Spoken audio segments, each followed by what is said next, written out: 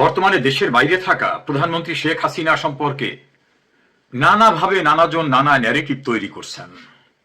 শেখ হাসিনার তীব্র সমালোচকদের আত্ম উপলব্ধি এসেছে, আত্ম অনুশোচনা এসেছে। তারা এখন কি বলছে, বিস্ফোরক একটি সাক্ষাৎকার আপনাদের শোনাতে চাই।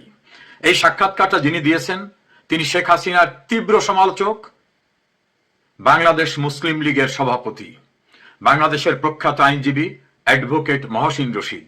তিনি কি বলেছেন? শেখ হাসিনা কি পালিয়েছেন? শেখ হাসিনা কি প্রধানমন্ত্রী পদ থেকে পদত্যাগ করেছেন? তিনি যেহেতু শেখ হাসিনার চরম রাজনৈতিক প্রতিপক্ষ এবং একজন বিখ্যাত আইনজীবী, এজন্য তার মন্তব্যটা সময়োপযোগী, আমাদের সবার শোনা উচিত। শেখ হাসিনা পালায় নাই। শেখ হাসিনা পালায় নাই।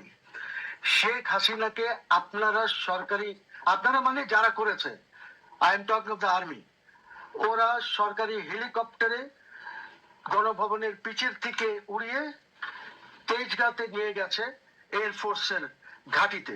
ওইখান থেকে C-130 নিয়ে তারা শেখ হাসিনাকে দেশের বাইরে রেখে এসেছে।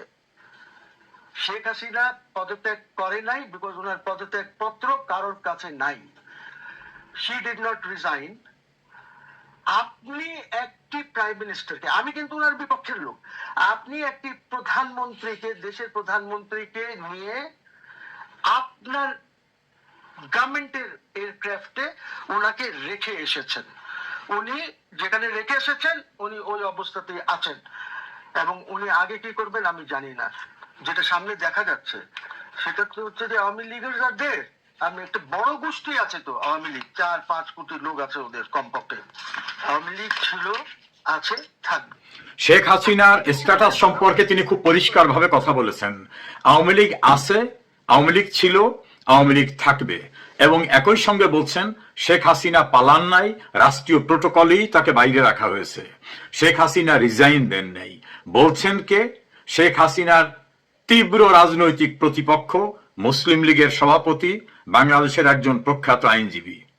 আমার বিশ্বাস এভাবে সবারই আত্মোপলব্ধি এসেছে যে শেখ হাসিনা পালায় নাই, শেখ হাসিনা প্রধানমন্ত্রী পদ থেকে পদত্যাগ করেনি, এবং শেখ হাসিনার প্রয়োজনীয়তাটা এখন তিলে তিলে উপলব্ধি করছেন তার তীব্র সমালোচকরা, যারা গণমাধ্যমে কথা বলতেন, নানাভাবে শেখ হাসিনা বিরোধী আন্দোলনে পৃষ্ঠপোষকতা দিয়েছেন। Loud and clear, Sheikh Hasina পালান নাই, তিনি পদত্যাগ করেননি। তিনি ব্যারিস্টার রিজাউল করিমের বিশ্লেষণ, প্রধানমন্ত্রী রাষ্ট্রীয় প্রোটোকলে তাকে বাইরে রাখা হয়েছে।